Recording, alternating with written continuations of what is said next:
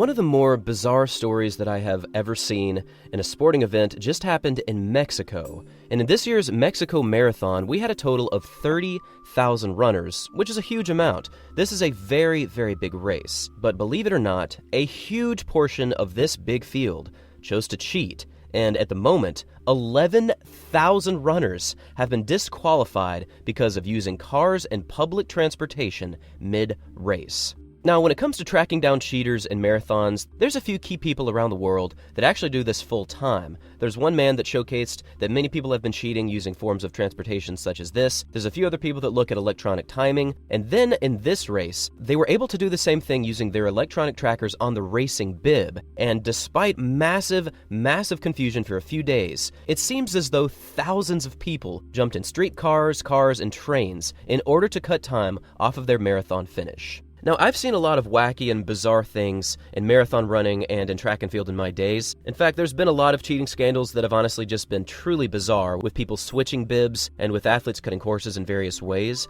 But I have never seen such a massive cheating scandal such as this. Now, this is one of Mexico's biggest, if not their biggest marathon, as it has achieved the World Athletics Gold status, and it even brings out a few huge athletes every single season. This year, the men's winner was in 2 hours and 8 minutes, and the women's winner was in 2 hours and 27 minutes, two extremely respectable times in the marathon. But behind these two front athletes was a huge scandal of cheating.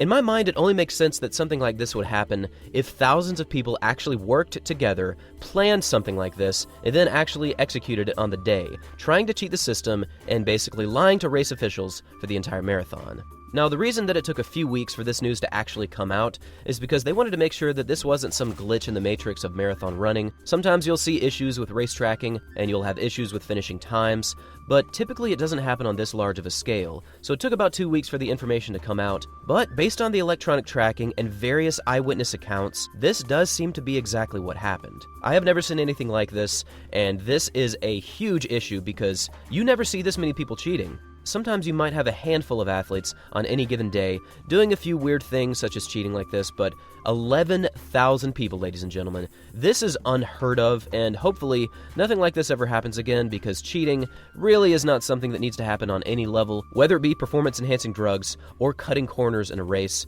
So yeah, I just thought this was an insane story, and I'll make sure to link down below the actual article that talks about this cheating scandal. And as always, thanks for watching. Until next time.